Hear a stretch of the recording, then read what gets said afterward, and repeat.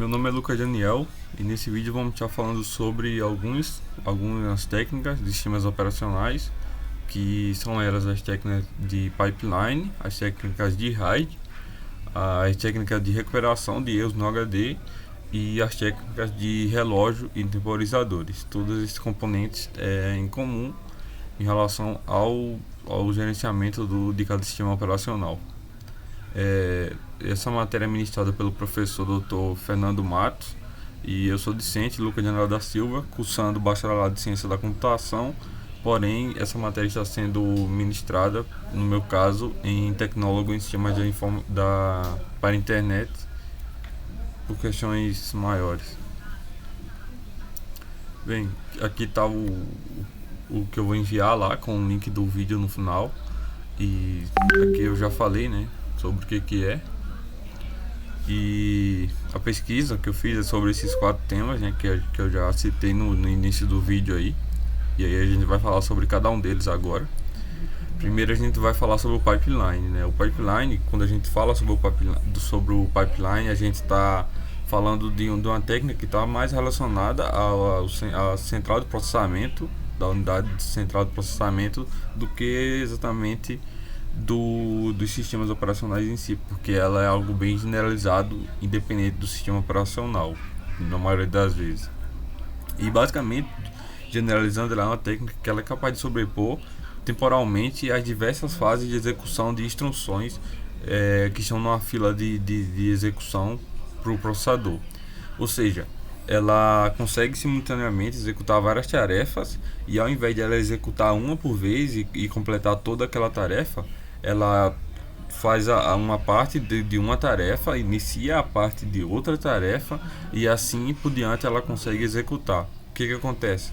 Com isso, ao invés de ela ter que esperar uma tarefa inteira executar, ela executa uma tarefa, uma parte de uma tarefa, e aí já inicia outra, e assim vai. No final das contas, no fim da execução de todas, a gente vai ter um ganho de tempo considerável, porque a gente não precisou ficar esperando o término de execução de uma tarefa para poder executar outra.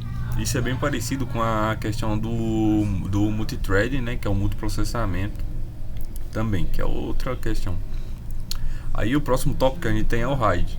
O RAID, em inglês, ele é uma sigla para Redundant Array of Inexpensive Disks, que em tradução livre é algo como uma matriz redundante de discos independentes, que não explica nada pra gente, mas basicamente o RAID é uma técnica, e essa técnica já é mais algo de que cada sistema operacional administra do seu jeito.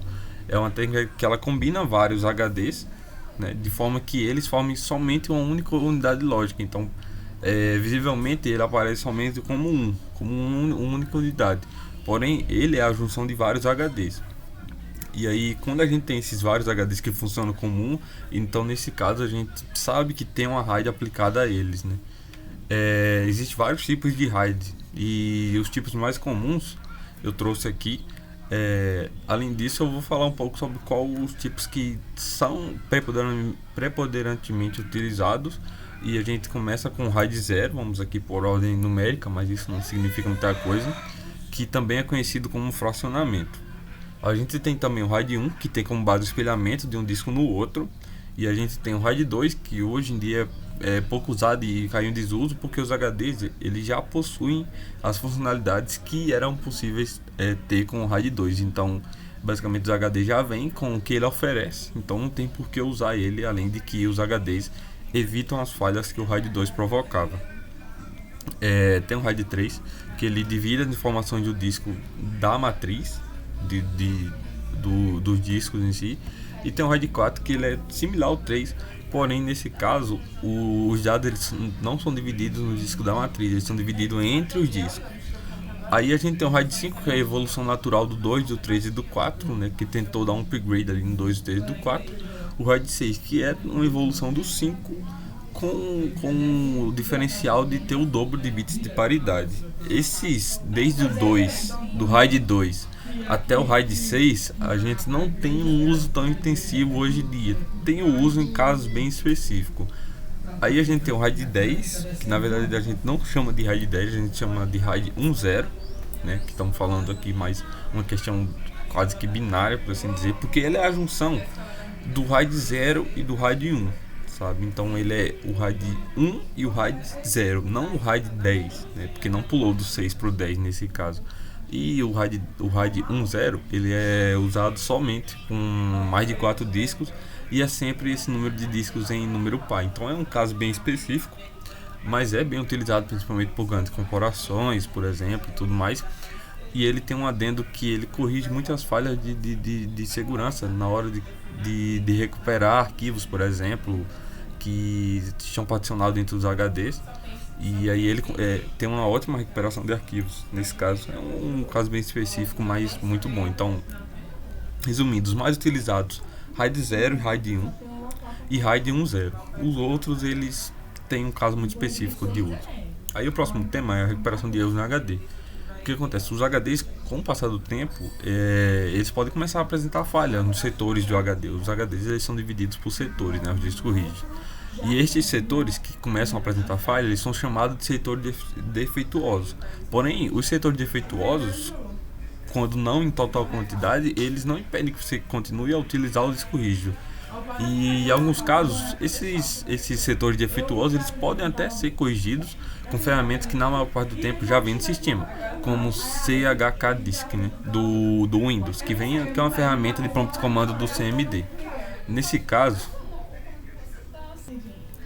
então temos o CHK Disk, né, do Windows, que é uma ferramenta de prompt command, como eu já falei, que pode reparar alguns erros de setores defeituosos, porém às vezes esses erros são irreversíveis, como eu vou falar daqui a pouco.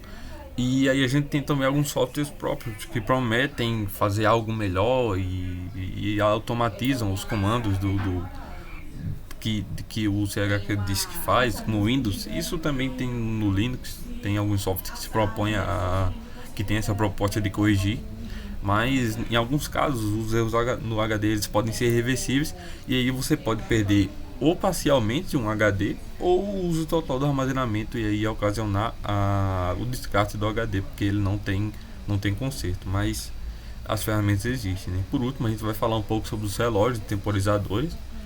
Os relógios temporizadores eles são utilizados nos sistemas operacionais para controlar a programação das tarefas, né? Agendamento e da teoria do sistema. Como assim?